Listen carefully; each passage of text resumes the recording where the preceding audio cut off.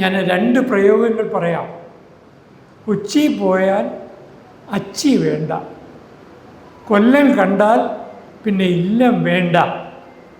അക്കാലത്തെ ഏറ്റവും പ്രമുഖ തുറമുഖങ്ങളായിരുന്നു കൊച്ചിയും അതുപോലെ കൊല്ലവും. ഈ 2 പ്രയോഗങ്ങളിലും ഒരു ദുരർത്ഥം കൂടിയുണ്ട്. 16-ാം നൂറ്റാണ്ട് കേരളം മാനസികമായി ഒരു അടിമത്തത്തിലായിരുന്നു. ആ കാലഘട്ടത്തിൽ കേരളീയ മനസാക്ഷിയെ പ്രബുദ്ധമാക്കുന്നതിന് വേണ്ടി ആചാര്യനായ തുഞ്ചത്ത് ഗുരുപാദർ കണ്ടെത്തിയ, പ്രചരിപ്പിച്ച ആ രാമമന്ത്രമാണ് കേരളീയരെ കൊടിയ ഒരു അപകർഷത ബോധത്തിൽ നിന്ന് വീണ്ടെടുത്തത്. രാമായണത്തിൻ്റെ കാലമായി കർക്കിടകത്തെ കാണുന്നത് പോലെ ചിങ്ങമാസത്തെ കൃഷ്ണപ്പാട്ടിൻ്റെ, കൃഷ്ണഗാഥയുടെ കാലമായി മലബാറിലെ ജനങ്ങൾ ആചരിക്കാറുണ്ട്. അവിടെയെല്ലാം ഞാൻ രാമായണം എങ്ങനെയാണ് ചിത്രീകരിച്ചിരിക്കുന്നത് എന്ന് നോക്കി. ഒരു ക്ഷേത്രത്തിലും ഉത്തര രാമായണം ചിത്രീകരിച്ചിട്ടില്ല. ബാലകാണ്ഡത്തിൽ ആരംഭിച്ച് അത് ശ്രീരാമ പട്ടാഭിഷേകത്തോടുകൂടി അവസാനിക്കുകയാണ് ശില്പങ്ങളിലും ചിത്രങ്ങളിലും. അപ്പോൾ ഉത്തര രാമായണം പിൽക്കാലത്ത് ആരോ എഴുതി ചേർത്ത, ആരോ അല്ല, പൗരോഹിത്യത്തിൽ അഭിരമിച്ചിരുന്ന ആളുകൾ എഴുതി ചേർത്ത ഒരു പ്രക്ഷിപ്ത ഭാഗമാണ് എന്ന ഒരു തീരുമാനത്തിലേക്ക് എനിക്കും ചെന്നെത്താൻ സാധിച്ചു. പ്രിയപ്പെട്ട സഹോദരിമാരെ, സഹോദരന്മാരെ,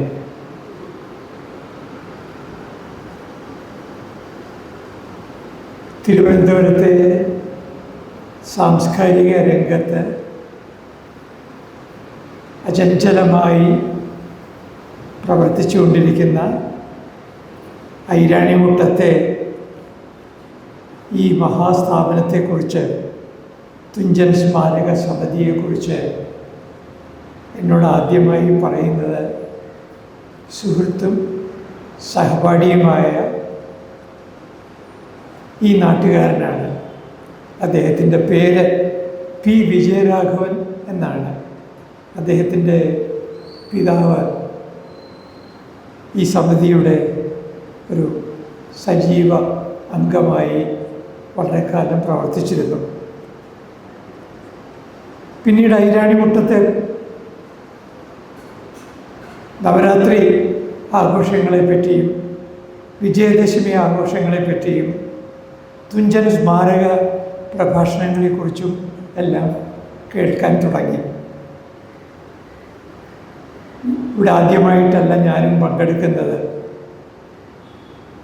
പക്ഷേ ഇന്നത്തെ ഈ ദിവസത്തിൻ്റെ പ്രാധാന്യം കൊണ്ട് ഞാൻ പഴയ സ്മരണകളൊക്കെ അവസാനിപ്പിച്ചിട്ട് എങ്ങനെയാണ് രാമായണം നമ്മുടെ രാജ്യത്തിന്, ഭാരതത്തിന് മാർഗദർശിയായി തീർന്നത് എന്ന് പറയാനായി തുടങ്ങുകയാണ്. ജീവിതത്തിൽ ഗവേഷണത്തിലൊരു വിഷയം കണ്ടെത്താൻ അന്വേഷണം നടത്തിയപ്പോൾ സാഹിത്യ സംബന്ധമായ ഒരു പ്രബന്ധം തയ്യാറാക്കാനാണ് യൗവനത്തിൻ്റെ നാളുകളിൽ ഞാൻ ആഗ്രഹിച്ചത്. പക്ഷെ പിന്നീട് കുറേ കഴിഞ്ഞപ്പോൾ തോന്നി അതൊന്നുമല്ല വേണ്ടത്, മറിച്ച് നമുക്ക് തന്നെ ഒരു പരിവർത്തനത്തിന് അല്ലെങ്കിൽ ഒരു ആത്മബോധത്തിന് ഇടതരുന്ന ഒരു വിഷയമായിരിക്കണം ഗവേഷണത്തിനായി തിരഞ്ഞെടുക്കേണ്ടത് എന്ന് തോന്നുകയും രാമായണവുമായി ബന്ധപ്പെട്ട ഒരു പ്രബന്ധം തയ്യാറാക്കാനായി തീരുമാനിക്കുകയും ചെയ്തത് എൻ്റെ ജീവിതത്തിലെ വലിയ ഒരു ഭാഗ്യ നിമിഷമായി എന്നും കൃതജ്ഞതയോടെ ഞാൻ ഓർക്കാറുണ്ട്. നമ്മുടെ സാഹിത്യ കൃതികളിലെ ഈശ്വര സങ്കല്പത്തെപ്പറ്റി രാമനെ സവിശേഷ പഠനം നടത്തിക്കൊണ്ട് ആരായാനാണ് അന്നത്തെ ഗവേഷണ സമിതി എന്നോട് ആവശ്യപ്പെട്ടത്. അതിന് ഒരു പ്രത്യേകത കൂടി അവർ നിർദ്ദേശിച്ചു. കേരളത്തിലെ ക്ഷേത്രങ്ങളിലെ ചുവർച്ചിത്രങ്ങളിലും ദാരുശില്പങ്ങളിലും അനാച്ഛാദിതമാകുന്ന ദേവീദേവ രൂപങ്ങളെപ്പറ്റിയും. സാധാരണ ഒരു ഗവേഷണ പ്രബന്ധത്തിന് ഏറിയാൽ ഒരു 2-3 വരികളെ കാണുകയുള്ളൂ. എൻ്റെ ഗവേഷണ പ്രബന്ധത്തിന് എഴുതി വരുമ്പോൾ 6 വരികളുണ്ട്. അന്നത്തെ അധ്യാപകൻ്റെ ശാഠ്യം എനിക്കും കുറച്ച് അമ്പരപ്പുണ്ടാക്കിയെങ്കിലും ഞാൻ ഇന്ന് പിന്തിരിഞ്ഞ് നോക്കുമ്പോൾ അതെല്ലാം ഏതോ മുൻനിശ്ചിതമായ ഒരു തീരുമാനത്തിൻ്റെ സഫലമായ ഒരു പര്യവസാനത്തിന് അത് വഴിവെച്ചു എന്ന് തോന്നുകയാണ്. ഞാനങ്ങനെ കേരളത്തിലെ ക്ഷേത്രങ്ങളെപ്പറ്റി മനസ്സിലാക്കാൻ തുടങ്ങി. അതിൻ്റെ ഭാഗമായി അതിപ്രശസ്തങ്ങളായ ശ്രീരാമക്ഷേത്രങ്ങളിൽ പോയി. എല്ലാവർക്കും അറിയാമല്ലോ, തൃപ്രയാർ തൃശ്ശൂർ ജില്ലയിലെ അതിപ്രശസ്തമായ ശ്രീരാമക്ഷേത്രമാണ്.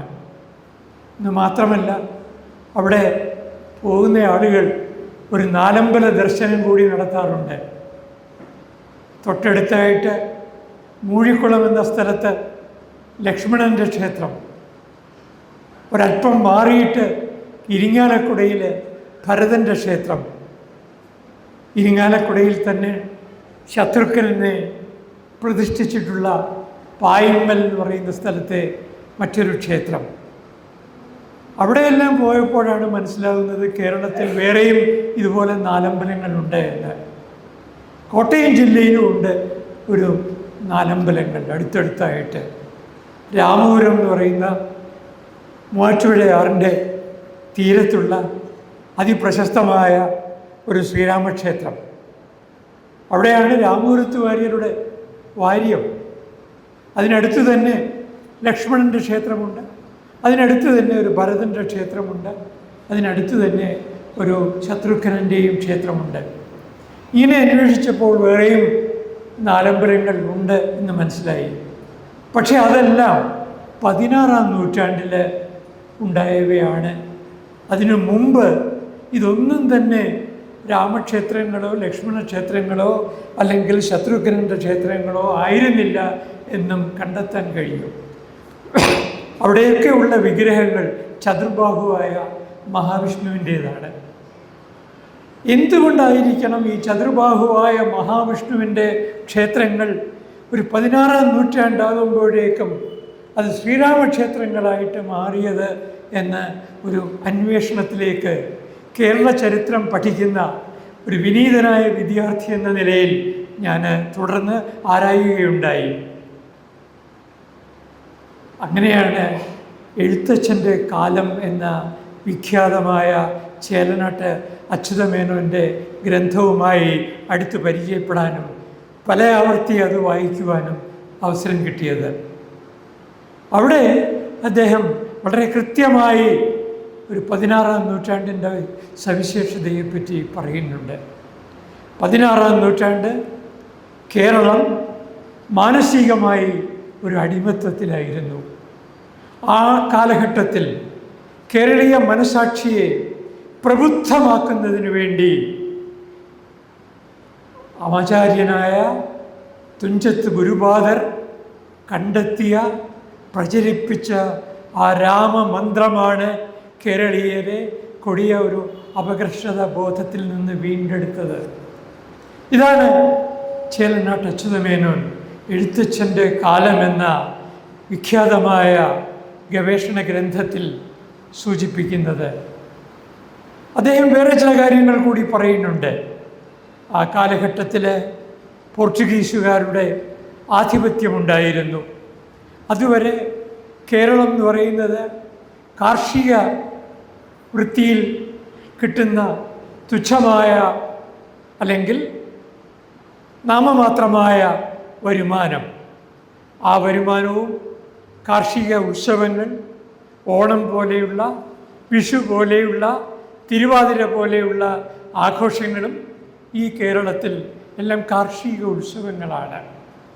എന്നാൽ 1498 വാസ്കോ ഡ ഗാമ എന്ന പറങ്കിക്കപ്പിത്താൻ കോഴിക്കോട്ടിനടുത്തുള്ള കാപ്പാട് എന്ന് പറയുന്ന സ്ഥലത്ത് തൻ്റെ കപ്പലുകളുമായി എത്തിയപ്പോൾ അയാളിൽ ഒരു പുതിയ ഒരു വഴിവിളക്കിനെ ഉണ്ട് എന്ന് തെറ്റിദ്ധരിച്ചിരുന്ന ഇവിടുത്തെ ഭരണാധികാരികൾ വരും വരായികളെക്കുറിച്ച് ഓർക്കാതെ അയാൾക്ക് സ്വാഗതം അരുളി.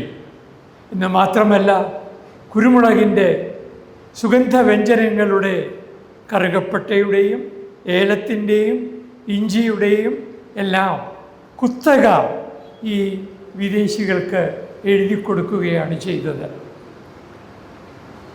സ്വാഭാവികമായി അന്ന് നിലവിൽ നാടുവാഴികൾ തമ്മിലുണ്ടായിരുന്ന സ്പർദ്ധതയെ, അകൽച്ചയെ, വൈരത്തെ എല്ലാം മുതലെടുത്തുകൊണ്ടാണ് പറങ്കികൾ അവരുടെ വ്യാപാര ബന്ധത്തെ സുദൃഢമാക്കിയത്.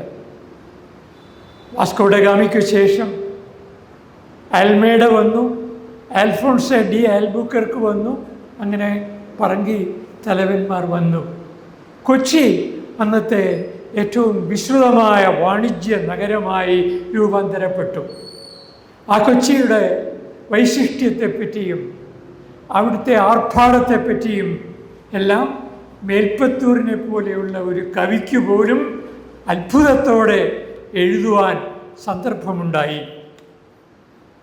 മാട രാജാക്കന്മാരുടെ വൈഭവത്തെപ്പറ്റിയും കൊച്ചിയുടെ അഭിവൃദ്ധിയെപ്പറ്റിയും കവികൾ മാത്രമല്ല നാട്ടിൻപുറത്തും അതിനെക്കുറിച്ച് ചില വിശേഷണങ്ങളുണ്ട്. ഞാൻ 2 പ്രയോഗങ്ങൾ പറയാം. കൊച്ചി പോയാൽ അച്ചി വേണ്ട, കൊല്ലം കണ്ടാൽ പിന്നെ ഇല്ലം വേണ്ട. അക്കാലത്തെ ഏറ്റവും പ്രമുഖ തുറമുഖങ്ങളായിരുന്നു കൊച്ചിയും അതുപോലെ കൊല്ലവും. ഈ 2 പ്രയോഗങ്ങളിലും ഒരു ദുരർത്ഥം കൂടിയുണ്ട്. ആ ദുരർത്ഥം എന്താണെന്ന് ഞാൻ ഈ സന്ധിക്ക് വിശദീകരിക്കുന്നില്ല. കൊച്ചിയിൽ പോയാൽ അച്ചി വേണ്ട, ഭാര്യ വേണ്ട എന്ന് പറയുന്ന പ്രയോഗത്തിലും കൊല്ലം കണ്ടാൽ പിന്നെ ഇല്ലം മറക്കും എന്ന പ്രയോഗത്തിലും അല്ലെങ്കിൽ ഇല്ലം വേണ്ട എന്ന പ്രയോഗത്തിലും ആ ഭോഗ ആലസ്യതയുടെ മടിത്തട്ടിൽ മയങ്ങിക്കിടക്കുന്ന മലയാള സമൂഹത്തെ ഉണർത്തുകയായിരുന്നു തുഞ്ചത്ത് ഗുരുപാദർ ആധ്യാത്മരാമായണത്തിൻ്റെ രചനയിലൂടെ നിർവഹിച്ചത്. അതാണ് രാമായണത്തിൻ്റെ വൈശിഷ്ട്യം. ആ രാമായണം കേരളീയരെ ഉണർത്തുകയാണ് ചെയ്തത്. എനിക്ക് എഴുത്തച്ഛൻ്റെ രാമായണത്തിലെ അതാണ് പിന്നീട് നമുക്കറിയാം, പലരും കരുതുന്നത് പോലെ 1980കളുടെ അവസാനം മുതലാണ് ഈ രാമായണ പാരായണവും രാമായണ മാസാചരണവും എല്ലാം ഒരു കൃത്യനിഷ്ഠയോടെ ഇവിടെ തുടങ്ങിയത് എങ്കിലും അതിനു മുമ്പ് നമുക്ക് കർക്കിടക മാസത്തിനെ രാമായണ പാരായണത്തിൻ്റെ മാസമായി മലയാളികൾ കണ്ടിരുന്നു. എന്ന് മാത്രമല്ല, മലബാറിൽ ഞാൻ ജീവിതത്തിൻ്റെ ആദ്യഘട്ടങ്ങളിൽ ഇവിടെ സ്വാഗത പ്രസംഗകൻ സൂചിപ്പിച്ചതുപോലെ ഒരു പത്രപ്രവർത്തകനായിട്ട് ആണ് എൻ്റെ ജീവിതം ആരംഭിക്കുന്നത്, ഔദ്യോഗിക ജീവിതം ആരംഭിക്കുന്നത്. ആ പരിചയം കൊണ്ട് ധാരാളം മലബാറിലെ ഗ്രാമങ്ങളിലും ഉൾഗ്രാമങ്ങളിലുമൊക്കെ സഞ്ചരിക്കേണ്ടതായിട്ട് വന്നിട്ടുണ്ട്. അവിടെയൊക്കെ ഞാൻ കണ്ടിട്ടുള്ളത് രാമായണത്തിൻ്റെ കാലമായി കർക്കിടകത്തെ കാണുന്നത് പോലെ ചിങ്ങമാസത്തെ കൃഷ്ണപ്പാട്ടിൻ്റെ കൃഷ്ണഗാഥയുടെ കാലമായി മലബാറിലെ ജനങ്ങൾ ആചരിക്കാറുണ്ട്. നമ്മൾ കർക്കിടകത്തിൽ രാമായണം വായിക്കുന്നു, അതുപോലെ ചിങ്ങമാസം കൂടി ഈ മലബാറിലെ ജനങ്ങൾ, പ്രത്യേകിച്ച് വടക്കേ മലബാറിലെ ജനങ്ങൾ, പ്രത്യേകിച്ച് കണ്ണൂരിലെ ജനങ്ങൾ, കോരപ്പുഴയുടെ വടക്കുള്ള ആളുകൾ നിർബന്ധമായി കൃഷ്ണഗാഥ എല്ലാ ചിങ്ങമാസവും വായിക്കാറുണ്ട്. ഇതെല്ലാം പരസ്പര പൂരകമാണ്. എന്നെ അത്ഭുതപ്പെടുത്തിയ ഒരു വസ്തുത, ചിറ്റൂരിലെ തുഞ്ചൻ സമാധി പോയി. അവിടെ തുഞ്ചൻ സമാധിയിൽ ചെന്നപ്പോൾ ചിറ്റൂർ പുഴയ്ക്ക് ആ പേരിലല്ല ഇപ്പോൾ അറിയപ്പെടുന്നത്. പിന്നെയോ ശോകനാശിനി എന്ന പേരിലാണ്. തീർച്ചയായും ആ പേരിട്ടത് എഴുത്തച്ഛനാണെന്ന് ഞാൻ കരുതുന്നു. ശോകനാശിനിയാണ് അധ്യാത്മരാമായണം. അതിൻ്റെ അധ്യാത്മ രാമായണത്തിൻ്റെ ഏറ്റവും പ്രധാനമായ തത്വങ്ങൾ എന്ന് പറയുന്നത്, ഈ ശോകം എന്ന് പറയുന്നത് എങ്ങനെയാണ് ദുഃഖത്തെ അതിജീവിക്കേണ്ടത് എന്ന് നമ്മളെ പഠിപ്പിക്കുകയാണ്. എങ്ങനെ പഠിപ്പിക്കുന്നു? രാമൻ്റെ കഥ പാരായണം ചെയ്യുമ്പോൾ രാമൻ എന്ന് പറയുന്ന ആ അവതാര ശ്രേഷ്ഠന് പോലും ജീവിതത്തിൽ ദുഃഖങ്ങൾ ഉണ്ടായിട്ടുണ്ട് എന്നും ആ ദുഃഖങ്ങളെ എങ്ങനെയാണ് രാമൻ എന്ന അവതാര പുരുഷൻ അതിജീവിച്ചത് എന്നും നമ്മൾ പഠിക്കും. ഞാൻ തുടർന്ന് കേരളത്തിലെ ഏതാണ്ട് ഒരു 200ഓളം ക്ഷേത്രങ്ങളിൽ ക്ഷമാപൂർവം പോയി അവിടെയുള്ള ചുവർ ചിത്രങ്ങളൊക്കെ മനസ്സിലാക്കുവാൻ ശ്രമിച്ചു. എൻ്റെ ജീവിതത്തെ തന്നെ ഇളക്കി മറിച്ച ഒരു സംഭവമായിരുന്നു ഈ ക്ഷേത്ര ദർശനം. ഞാൻ ഒരു ക്ഷമാമൂർത്തിയായി ഞാനറിയാതെ മാറുകയായിരുന്നു. അവിടെയൊക്കെ, പ്രത്യേകിച്ച് മട്ടാഞ്ചേരിയിലെ കൊട്ടാരത്തിൽ പനയന്നാർക്കാവ് എന്ന പരിമല ദ്വീപിലെ തുരുത്തിലെ ഒരു മനോഹരമായ ക്ഷേത്രം എനിക്കും പ്രൊഫസർ രാമചന്ദ്രൻ പിള്ളയ്ക്കും ഒക്കെ വളരെ പ്രിയപ്പെട്ടതാണ്. ആ പരിമലയിലെ പനയന്നാർക്കാവ്, അവിടെയും അതിഗംഭീരമായി രാമായണ ചിത്രങ്ങൾ വരച്ചിട്ടുണ്ട്. പിന്നെ ഒരു 200ഓളം അമ്പലങ്ങളിൽ രാമായണത്തിൻ്റെ ദാരുശില്പങ്ങൾ എനിക്ക് കാണാൻ സാധിച്ചു. അതെല്ലാം ക്ഷമയോടെ ക്യാമറയിൽ പകർത്തുവാനും കഴിയുന്നത്രത്തോളം ചിത്രങ്ങൾ പേന കൊണ്ട് വരച്ചെടുക്കുവാനും തുടർന്ന് ഞാൻ ശ്രമിച്ചു. അതാണ് എൻ്റെ ജീവിതത്തിലെ ഏറ്റവും വലിയ നേട്ടം. അവിടെയെല്ലാം ഞാൻ രാമായണം എങ്ങനെയാണ് ചിത്രീകരിച്ചിരിക്കുന്നത് എന്ന് നോക്കി. ഒരു ക്ഷേത്രത്തിലും ഉത്തര രാമായണം ചിത്രീകരിച്ചിട്ടില്ല. ബാലകാണ്ഡത്തിൽ ആരംഭിച്ച് അത് ശ്രീരാമ പട്ടാഭിഷേകത്തോടുകൂടി അവസാനിക്കുകയാണ് ശില്പങ്ങളിലും ചിത്രങ്ങളിലും.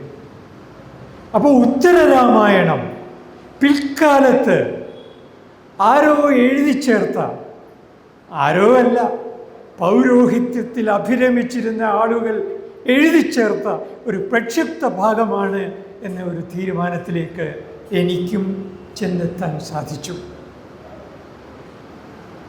നിങ്ങളുടെ അറിവിന് വേണ്ടി പറയാം, ഏറ്റവും ഗംഭീരമായി രാമായണം ആലേഖനം ചെയ്തിട്ടുള്ളത് മട്ടാഞ്ചേരിയിലെ കൊട്ടാരത്തിലാണ്. മാടഭൂപതിമാരുടെ, കൊച്ചി രാജാക്കന്മാരുടെ കിരീടധാരണ മുറിയിലാണ് ഈ രാമായണ ചിത്രീകരണം.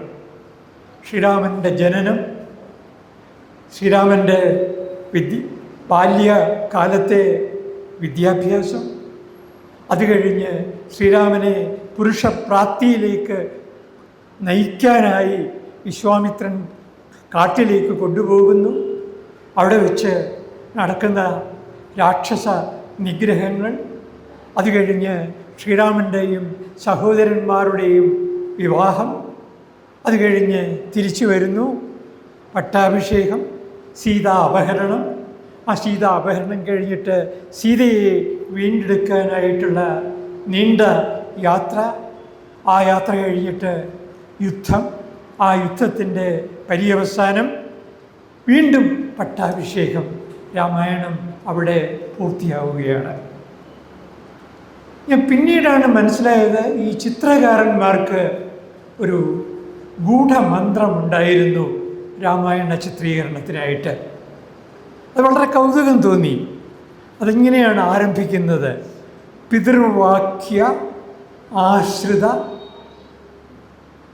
പിതൃവാക്യത്തെ ആശ്രയിക്കുന്ന രാമനെയാണ് അവരാദ്യം ചിത്രീകരിക്കുന്നത്. അതിനു മുമ്പ് ശ്രീരാമൻ്റെ ജനനം. അത് കഴിഞ്ഞിട്ട് പിന്നെ ഭാർഗവ ദർപ്പ വിനാശകാരനായ രാമൻ, പിന്നെ അഹല്യമോക്ഷം നടത്തുന്ന രാമൻ, വിശ്വാമിത്രന് പ്രിയങ്കരനായ രാമൻ, താടകാവധം നടത്തുന്ന രാമൻ, അങ്ങനെ ഒരു ക്രമമുണ്ട്. ആ ക്രമത്തിൽ അവസാനം പട്ടാഭിഷേകത്തോടുകൂടി അവസാനിക്കുന്നു. ഈ ചിത്രീകരണങ്ങളിൽ ഇതന്നെ പല ക്ഷേത്രങ്ങളിലും കാണാൻ പറ്റും. പനയന്നാർക്കാവിൽ കാണാൻ പറ്റും, കോട്ടയ്ക്കൽ കാണാൻ പറ്റും, വടകരയുള്ള കിഴൂർ ക്ഷേത്രത്തിൽ കാണാം, അനേകം ക്ഷേത്രങ്ങളിൽ. പക്ഷെ അവിടെയെല്ലാം അതിൽ 3-4 ചിത്രങ്ങൾക്കാണ് പ്രാധാന്യം. ഒരു ചിത്രം എന്ന് പറയുന്നത് ശ്രീരാമൻ സേതുബന്ധനം നടത്തുന്നതിന് മുമ്പ് വരുണൻ്റെ ദർപ്പത്തെ ശമിപ്പിക്കാൻ ശ്രമിക്കുന്നു. പക്ഷേ ശ്രീരാമന് കഴിയുന്നില്ല. വരുണനിങ്ങനെ ആർത്തലച്ച് തിരമാലകൾ ഇങ്ങനെ സിംഹരൂപിയായിട്ട് വരികയാണ്. അവിടെ സേതുബന്ധനം അസാധ്യമാകുന്നു. ആ സമയത്ത് അനുയായികളായ വാനരന്മാർക്ക് ധൈര്യം പകരാനായി ശ്രീരാമൻ വരുണൻ്റെ ദർപ്പത്തെ, അഹങ്കാരത്തെ ശമിപ്പിക്കാൻ വേണ്ടി ഒരു അസ്ത്രമയക്കുന്നു. അതോടൊപ്പം തന്നെ ആ അസ്ത്രമയക്കുന്നതിന് മുമ്പ് ശ്രീരാമൻ ദർപ്പശയനനായിട്ട് കിടക്കും. ദർപ്പപ്പുല്ലുകൾ വിരിച്ച് അവിടെ ശ്രീരാമൻ കിടക്കുകയാണ്, നിരാഹാരം. അല്ലെങ്കിൽ ഏകാഗ്രതയോടെ ശ്രീരാമചന്ദ്രൻ ഈശ്വരനെ സമർപ്പിച്ച് തൻ്റെ കഴിവുകൾക്ക് പരിമിതിയുണ്ട് എന്ന് തിരിച്ചറിഞ്ഞ് ഭീകരനായ ഭീമാകാരനായ ആ വരുണനെ നേരിടാനുള്ള ശക്തി സ്വാംശീകരിക്കാനായിട്ട് തപസ് ചെയ്യുന്ന ചിത്രം. അത് അതിഗംഭീരമായിട്ടാണ് കേരളീയ കലാകാരന്മാർ ആലേഖനം ചെയ്യുന്നത്. അത് കഴിഞ്ഞിട്ട് പിന്നെ ഈ ശ്രീരാമൻ്റെ ഒരു ഗംഭീരമായ ചിത്രം ഞാൻ ഇവിടെ എല്ലാം കണ്ടിട്ടുള്ളത് വീരരാമൻ്റേതാണ്. ഉടലാസകലം മുറിവേറ്റ് നിൽക്കുന്ന വീരരാമൻ, പരാജയം കൺമുമ്പിൽ എന്നോണം കാണുന്ന സന്ദർഭങ്ങളിലും തളരാതെ ആ വീര്യത്തെ വീണ്ടെടുത്തുകൊണ്ട് അക്ഷോഭ്യനായി അചഞ്ചലനായി രാമനെ ഞാൻ കീഴ്പ്പെടുത്തും എന്ന് ദൃഢപ്രതിജ്ഞ നടത്തുന്ന രാമൻ.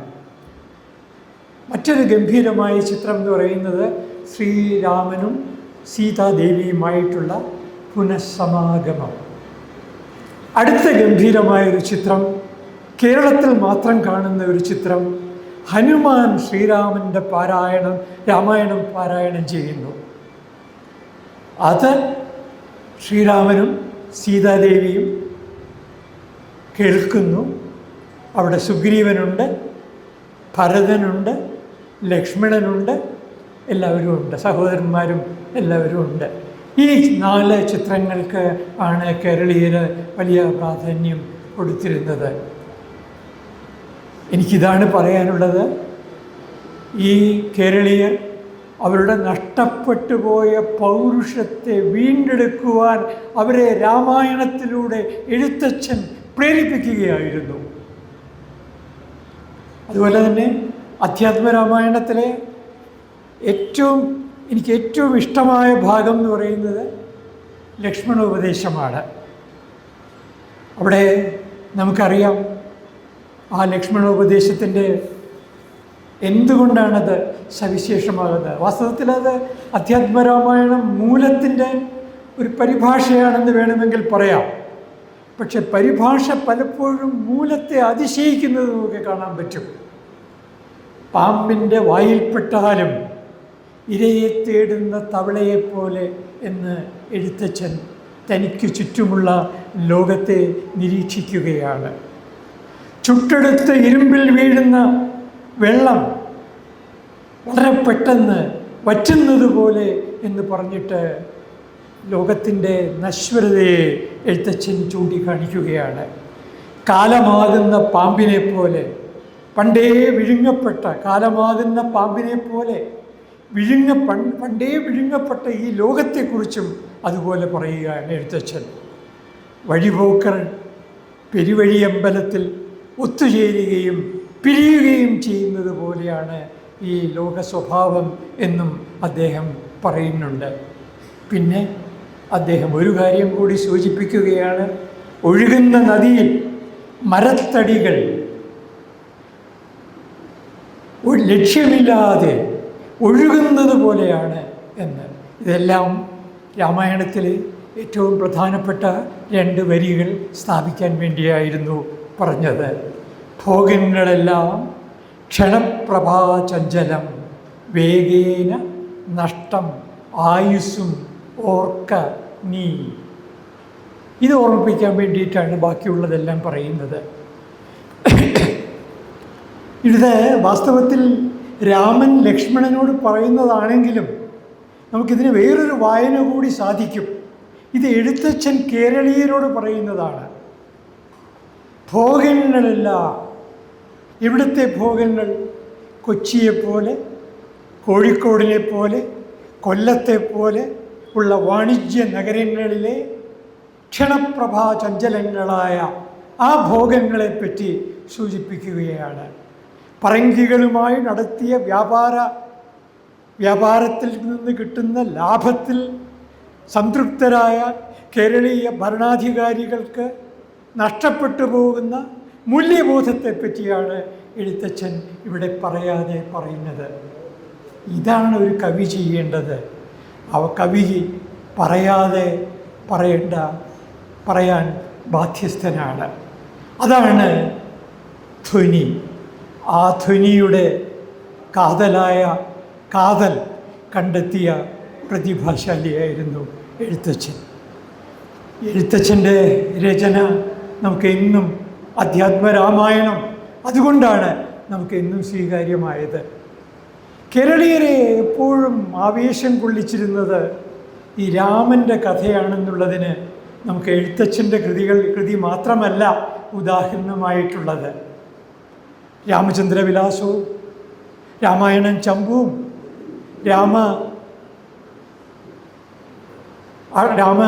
രാമനാട്ടവും എല്ലാം. ഇപ്പോൾ കഥകളി സാഹിത്യത്തിലെ ആദ്യ കൃതി രാമനെ ആധാരമാക്കിയിട്ടാണ് ഉണ്ടാകുന്നത്. ആദ്യത്തെ ചമ്പു കാവ്യം ഉണ്ടാകുന്നത് അവിടെയും രാമനെ കഥാപാത്രമാക്കിക്കൊണ്ടാണ്. അതുപോലെ രാമനെ കഥാപാത്രമാക്കിക്കൊണ്ടാണ് ആദ്യത്തെ മഹാകാവ്യവും ഉണ്ടാകുന്നത്. ഇത് യാദൃശ്ചികമല്ല. രാമൻ ഒരു മാസ്കറ്റാണ്, ഒരു രക്ഷാമന്ത്രമാണ്. കേരളീയർക്കും ഇന്ത്യക്കാർക്കും, അല്ലെങ്കിൽ നമ്മൾ ഈ പൈതൃകത്തിൽ നിന്ന് അതിൻ്റെ പൈതൃകത്തിനെ റീഡിസ്കവർ ചെയ്യാൻ, പുനർദർശിക്കുവാൻ ആഗ്രഹിക്കുന്നവരെ സംബന്ധിച്ച് രാമൻ ഒരു രക്ഷാമന്ത്രമാണ്. ആ രക്ഷാമന്ത്രത്തെക്കുറിച്ച് നമ്മളെ ഓർമ്മിപ്പിക്കുവാൻ ഈ കർക്കിടകം പ്രയോജനപ്പെടുന്നു. അതാണ് എല്ലാം കഴിഞ്ഞിട്ട് നമുക്ക് ചിങ്ങമാസമാകുമ്പോൾ കണ്ണൂർ വടക്കേ മലബാറിലെ ജനങ്ങളെപ്പോലെ ശ്രീകൃഷ്ണൻ്റെ കഥയിലേക്കും കൂടി മടങ്ങാം. നമസ്കാരം.